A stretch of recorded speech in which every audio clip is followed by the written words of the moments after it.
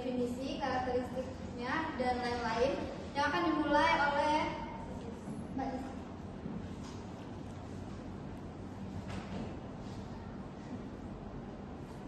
Mari kita mulai dengan memahami apa itu ekuitas. Secara sederhana, ekuitas adalah hak residual atau hak sisa pemilik atas aset perusahaan setelah dikurangi dengan semua kewajiban atau utang-utangnya. Penting untuk diingat bahwa nilai ekuitas mencerminkan tingkat kekayaan bersih sebuah perusahaan. Dalam akuntansi, kita menggunakan rumus dasar yaitu ekuitas sama dengan total aset dikurangi total liabilitas atau utang. Satu poin kunci yang perlu kita perhatikan adalah semakin besar nilai ekuitasnya, maka semakin kuat pula posisi keuangan perusahaan tersebut karena menunjukkan aset yang dimiliki jauh lebih besar daripada utangnya. Selanjutnya kita masuk pada karakteristik ekuitas. Yang pertama yaitu merupakan hak pemilik perusahaan. Ekuitas merupakan representasi langsung dari klaim atau hak pemilik terhadap aset perusahaan. Yang kedua, tidak memiliki kewajiban pembayaran tetap. Berbeda dengan utang, perusahaan tidak memiliki kewajiban hukum untuk melakukan pembayaran tetap seperti bunga atau cicilan pokok kepada pemegang ekuitas secara rutin. Yang ketiga yaitu dipengaruhi oleh kinerja perusahaan. Besar kecilnya ekuitas sangat tergantung pada kinerja perusahaan. Jika perusahaan untung, ekuitas cenderung naik. Jika rugi, ekuitas terus semakin menurun. Yang selanjutnya yaitu bisa bertambah atau berkurang. Nilai-nilai ekuitas itu tidak statis. Ekuitas bisa bertambah misal melalui setoran modal baru atau laba, dan bisa berkurang misalnya karena kerugian ataupun pembagian dividen. Selanjutnya akan dijelaskan oleh rekan saya.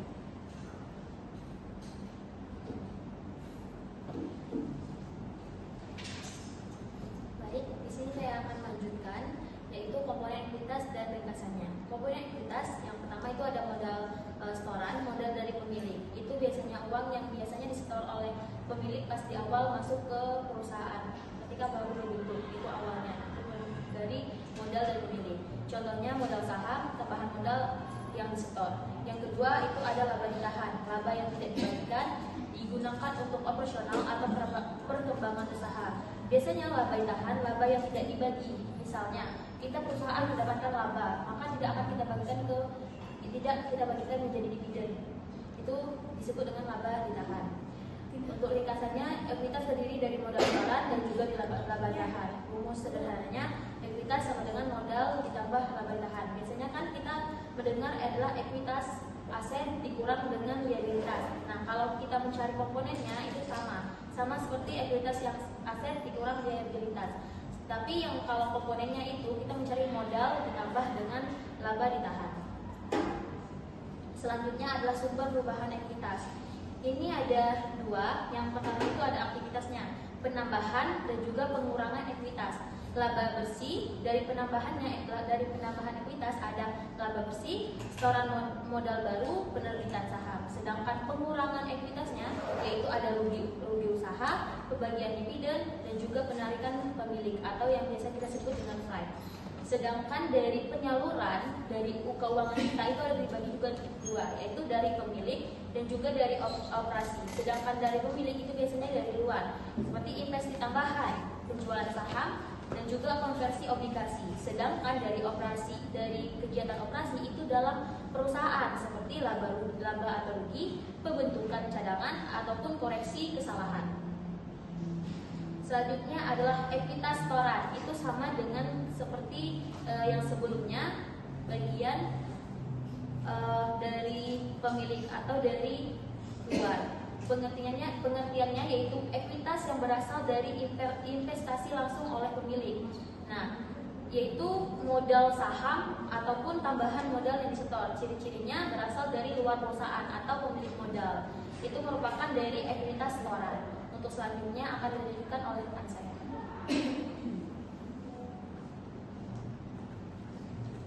Baik, di sini saya akan menjelaskan mengenai ekuitas bentukan. Ekuitas bentukan adalah ekuitas yang berasal dari hasil kegiatan usaha perusahaan. Artinya, ekuitas ini tidak berasal dari setoran pemilik, tetapi terbentuk dari aktivitas operasional perusahaan selama periode tertentu. Contohnya, laba ditahan.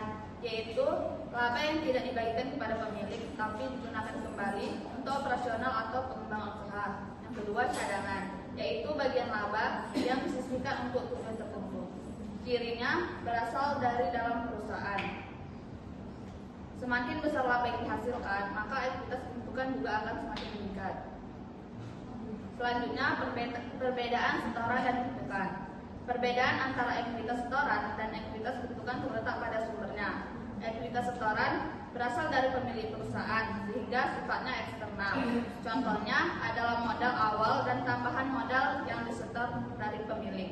Sedangkan ekuitas bentukan berasal dari hasil usaha perusahaan sehingga sifatnya internal seperti laba ditahan.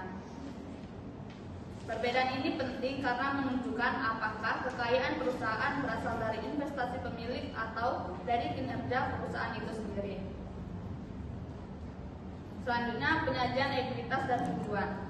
Penyajian ekuitas disajikan dalam laporan keuangan. Yang pertama, neraca atau laporan posisi keuangan. Ekuitas ditampilkan setelah liabilitas. Hal ini karena ekuitas merupakan hak sisa pemilik setelah seluruh kewajiban dikurangi dari aset. Yang kedua, laporan perubahan ekuitas. Laporan ini menunjukkan rincian perubahan ekuitas selama satu periode yang meliputi saldo awal, penambahan seperti laba atau setoran modal, pengurangan seperti rugi atau pembagian dividen, yang terakhir saldo akhir. Melalui penyajian ini, penggunaan laporan keuangan dapat melihat posisi dan perkembangan ekuitas perusahaan. Selanjutnya, tujuan penyajian. Tujuan penyajian ekuitas dalam laporan keuangan adalah: satu, menunjukkan hak pemilik. Yang kedua, untuk menjelaskan perubahan ekuitas selama periode tertentu. Yang ketiga, untuk memberikan informasi kepada investor dan pihak terkait mengenai kondisi keuangan perusahaan. Yang terakhir, untuk menjadi dasar dalam pengambilan keputusan ekonomi. Dengan demikian, penyajian ekuitas sangat penting karena membantu dalam menilai kinerja dan kondisi keuangan perusahaan. Baik teman-teman, kelompok 11 sudah menjelaskan tentang ekuitas. Jadi buat teman-teman yang masih kurang paham atau masih ada yang kurang dimengerti, bisa ditanyakan karena kami akan membuka sesi tanya jawab. Jika ingin bertanya, silakan angkat tangan. Baik Mbak, silakan berdiri. Baca. Baik, perkenalkan, nama saya Windolan Sekretariatnya dari kelompok 10. Pertanyaan saya itu, kan kita tahu biasanya itu setiap laba akan menambah perusahaan. Nah, semisalnya jika perusahaan memiliki laba itu, apakah akan selalu meningkat ekuitasnya atau bisa menurun?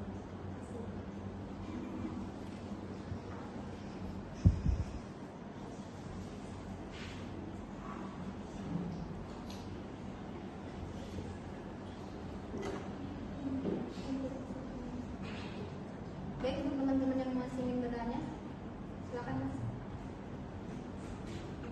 Perkenalkan, nama saya Rizky Raditya dari kelompok 7. Saya ingin bertanya, Mbak, mengapa ekuitas disebut sebagai hak residual dan apa resikonya bagi pemilik? Terima kasih. Baik, masih ada yang ingin bertanya?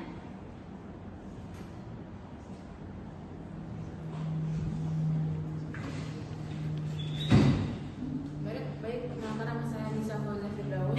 Saya ingin bertanya, mana yang lebih penting bagi perusahaan, ekuitas setoran atau ekuitas bentukan? Sekian, terima kasih.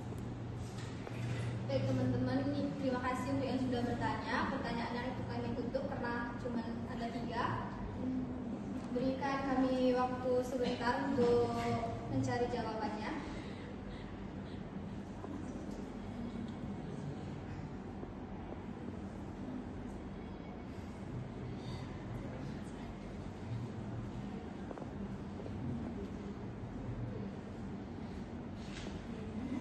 Baik, di sini saya akan menjawab pertanyaan dari Mbak Firda, yang dimana itu pertanyaannya apakah laba selalu menambah ekuitas.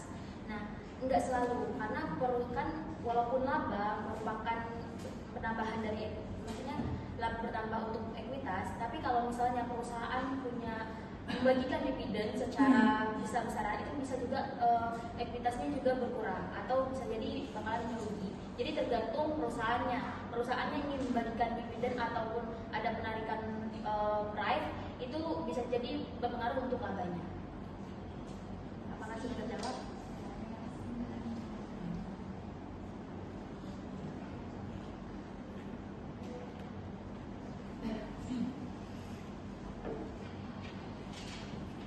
Selanjutnya saya akan menjawab pertanyaan dari Iwan. Pertanyaannya tadi adalah mengapa ekuitas disebut sebagai hak residual dan apa risikonya bagi pemilik. Jadi jawabannya adalah disebut hak residual karena pemilik hanya berhak atas sisa aset setelah semua kewajiban dibayar.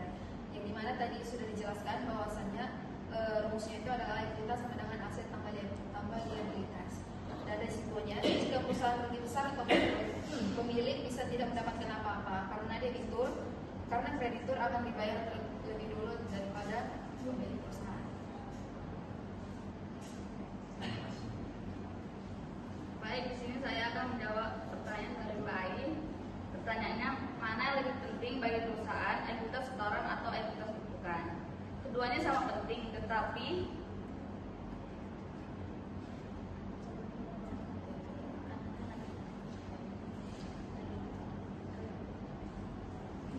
jawabannya keduanya sama penting, tapi memiliki fungsi yang berbeda. Ekuitas setoran penting di awal sebagai sumber modal. Ekuitas bentukan menunjukkan kinerja perusahaan dari laba ditahan.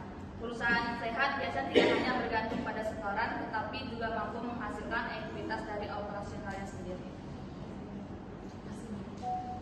Baik, dari para penanya, Pak sudah jelas jawabannya? Sudah. Karena sesinya sudah selesai dari penjelasan dan tanya jawab, di sini saya akan membacakan kesimpulannya, yaitu ekuitas adalah hak pemilik atas aset bersih perusahaan yang terdiri dari modal, setoran, dan laba ditahan. Nilainya berubah karena aktivitas usaha dan transaksi pemilik, serta disajikan dalam laporan keuangan sebagai indikator kondisi keuangan perusahaan. Baik teman-teman, untuk presentasi kami pada siang hari ini cukupkan. Atas perhatian semuanya, kami ucapkan terima kasih. Kami akhiri. Wassalamualaikum warahmatullahi wabarakatuh. Waalaikumsalam.